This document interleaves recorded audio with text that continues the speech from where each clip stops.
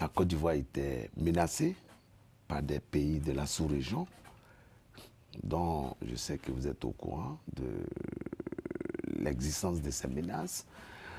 Les pays de l'AES. Menacé par les pays de l'AES? Ah bon? Oui, oui, jusqu'à présent. Et nous sommes accusés à tort et à travers. Non, on est plutôt accusé, mais menacé, je ne sais pas. Vous avez des sources? Mais nous sommes accusés. La Côte d'Ivoire est accusée aujourd'hui par, tout récemment, il y a la semaine dernière, par le Niger, qui accuse la Côte d'Ivoire d'avoir fomenté. Oui, les accusations, le général Tchani accuse le président Ouattara de sponsoriser des mercenaires. Oui. Du côté du Burkina aussi, on accuse la Côte d'Ivoire de vouloir déstabiliser le Burkina. Oui. Mais je n'ai pas de sources disant que la Côte d'Ivoire fait l'objet de menaces par les pays de l'AES. Si vous avez des informations à ce niveau, je suis preneur. Mais écoutez, cher ami, si toi, tu me menaces de me détruire, je ne suis pas obligé d'exposer pour moi sur la plateforme, hein, mais ce que je prépare, je le garde pour moi. Nous savons tous que ce soit le Burkina ou le Niger, au jour d'aujourd'hui, nous savons tous qu'ils préparent quelque chose contre la Côte d'Ivoire.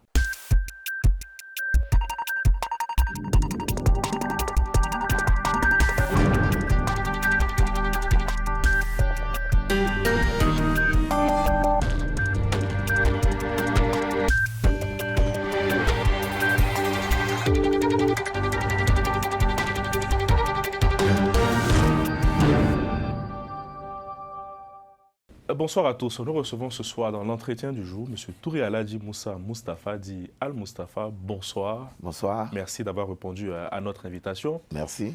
La Côte d'Ivoire sort d'une séquence électorale. Quel bilan tirez-vous des élections présidentielles? Mais le bilan a été très positif. Un bilan positif, il n'y a rien à dire. Voilà une élection où il y a eu beaucoup de choses qui ont été dites par des hommes de Dieu, par des prédicateurs, et des cyberactivistes et tout. Mais malgré ça, avec la sérénité de nos dirigeants, avec la sérénité du chef de l'État et du ministre d'État, ministre de la Défense, puisque la sécurité de la Côte d'Ivoire lui appartient. Donc, il nous a dit, soyez sereins, tout va bien se passer. Et effectivement, tout s'est bien passé. Tout s'est bien passé malgré l'absence de certains leaders politiques? Ben, je pense qu'au vu de la Constitution, ça a été décidé par la haute hiérarchie juridique. Donc, au vu de la Constitution, vous oubliez qu'il y a eu des années passées où le RDR, en son temps, le président Ouattara était candidat du RDR, mais il a été exclu. Ces militants ont voulu sortir dans la rue, il leur a dit non. Suivons le droit, regardons la Constitution. Si la Constitution dit qu'effectivement, je ne dois pas être candidat, je me mets de côté, j'attends mon tour. Ah non. Quelqu'un de sage. Oui. Il a eu quand même des propos après, il a dit qu'il n'est pas candidat. Enfin, il y a eu des prises de parole qui restent dans l'histoire ivoirienne, vous savez très bien. Mais ce qui est sûr, il a dit qu'il n'a pas été candidat. Le régime. Non, ça c'est après. Parce qu'on se rappelle tous que quand il a été exclu, ces militants ont voulu descendre, manifester dans les rues. Je me rappelle ce jour, il a réuni tous ces militants, il leur a dit de ne pas descendre dans la rue. Vous avez été l'un des premiers dans le clan du président Gbagbo en 2010 à avoir reconnu la victoire du président Alassane Ouattara lors de la présidentielle. Quelques années plus tard, comment vivez-vous aujourd'hui? Quel je dirais, souvenir gardez-vous de ce moment? Est-ce que vous avez un regret?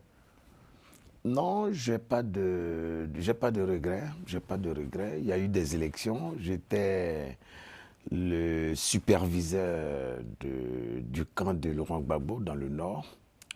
Et j'ai décidé de prendre mes responsabilités. Qu'est-ce qui vous a poussé à faire ce choix? Mais parce que c'était la vérité. Je n'ai dit que ce qui était vrai. En ce temps, c'est le président Ouattara qui avait vraiment gagné les élections. Donc, voilà, on était en train de manigancer pour donner la victoire au président Gbagbo. J'étais du camp Gbagbo, puisque j'avais créé le mouvement J'aime Gbagbo. J'étais le représentant du président Laurent Gbagbo pendant les élections au nord de la Côte d'Ivoire. Mais il fallait, ma conscience m'interpellait, il fallait que je dise la vérité. Votre conscience ou plutôt, je dirais, des négociations directes avec le camp Ouattara? Est-ce qu'au fond, vous n'étiez pas un infiltré dans le camp Gbagbo? Non, pourquoi un infiltré? Parce que quand je faisais ma déclaration, le président Gbagbo était encore président. Le président Ouattara n'était pas encore président, il n'avait pas été proclamé président. D'ailleurs, je me souviens très bien, il y a eu l'investiture du président Laurent Gbagbo. C'est un jour avant l'investiture, au palais présidentiel, que j'ai fait ma déclaration. Donc, parce que peut-être vous avez senti peut-être le vent tourner ou pas? Donc je suis magicien, quoi. Non, je demande. Je pose des questions. Je vous pose des questions. Non, le président Gbagbo avait l'armée, il avait... Pourquoi? Bon, le président Ouattara avait la communauté internationale. Donc tôt ou tard, on savait que ça pouvait déboucher sur cette affaire. Oh, mais écoutez, la communauté internationale se sont mis contre beaucoup de pays africains. Voilà l'AES aujourd'hui. Le contexte est différent. Le contexte est différent. Oui. Ce qui est sûr, le président Gbagbo avait été déclaré gagnant et j'ai pris la preuve en est que j'ai perdu ma maison, j'ai perdu mon restaurant-bar qu'on appelait Engrais Plage. Ça a été incendié. Je suis passé par le Ghana, après le Togo. Je me suis retrouvé en exil au Sénégal. Je me suis pris en charge, j'ai perdu beaucoup de choses. Voilà, je ne demande pas de réparation, mais j'ai fait mon devoir de patriote. Et aucun regret? Non, aucun regret. Bien, aujourd'hui, l'actualité aussi, c'est la nomination de M. Téné Birahima au poste de vice-premier ministre et ministre de la Défense. Quelle est votre réaction après cette nomination? Voilà, monsieur Téné Birahima, je félicite. Et la Côte d'Ivoire avait vraiment besoin d'un homme charismatique comme ça, puisque depuis sa nomination à la tête du ministère de la Défense, il a conduit des actions marquées par la stabilité sécuritaire de notre pays. Donc, moi, je lui dis merci au nom de toute la Côte d'Ivoire. Dans un contexte sous-régional instable, où on parle de terrorisme et de criminalité, la Côte d'Ivoire est aujourd'hui l'un des pays les plus stables en Afrique de l'Ouest. Et grâce à qui? Grâce à notre ministre d'État, ministre de la Défense, Téné Birahima Ouattara. La Côte d'Ivoire lui dit merci. Mais est-ce qu'elle avait besoin de ce poste de vice-premier ministre? Est-ce que les Ivoiriens avaient besoin d'un vice-premier ministre aujourd'hui? Oui, on en avait besoin puisque depuis sa nomination à la tête du ministère de la Défense, il a conduit des actions menées par la stabilité sécuritaire. On avait un problème de sécurité en Côte d'Ivoire. La Côte d'Ivoire était menacée par des pays de la sous-région, dont je sais que vous êtes au courant de l'existence de ces menaces. Les pays de l'AES. Menacés par les pays de l'AES? Oui, oui, jusqu'à présent. Et nous sommes accusés à tort et à travers... Non, on est plutôt accusés, mais menacés, je ne sais pas. Vous avez des sources? Mais nous sommes accusés. La Côte d'Ivoire est accusée aujourd'hui par... Tout récemment, il y a la semaine dernière par le Niger qui accuse la Côte d'Ivoire d'avoir fomenté. Oui, les accusations, le général Tchani accuse le président Ouattara de sponsoriser des mercenaires. Oui. Du côté du Burkina aussi, on accuse la Côte d'Ivoire de vouloir déstabiliser le Burkina. Oui. Mais je n'ai pas de sources disant que la Côte d'Ivoire fait l'objet de menaces par les pays de l'AES. Si vous avez des informations à ce niveau, je suis preneur. Mais écoutez, cher ami, si toi, tu me menaces de me détruire, je ne suis pas obligé d'exposer pour moi sur la plateforme, hein, mais ce que je prépare, je le garde pour moi.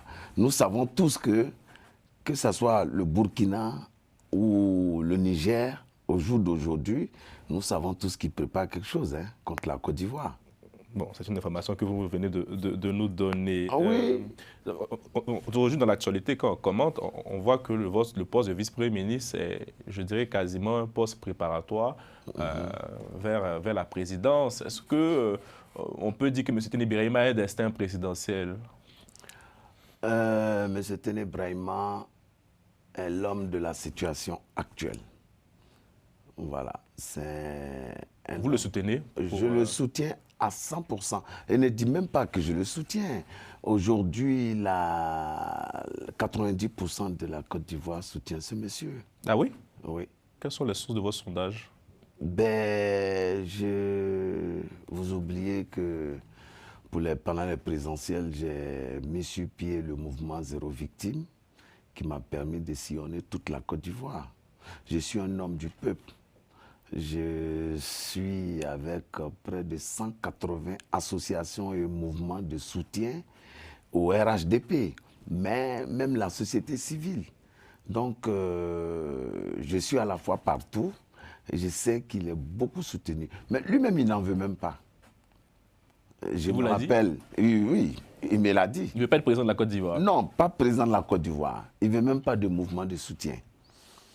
Je me rappelle, la semaine dernière, il y a eu à peine après sa nomination en 48 heures, il y a un mouvement de soutien qui s'est mis en place, les actions soutien à TBO, mais en 48 heures, il y a eu 11 000 adhérents.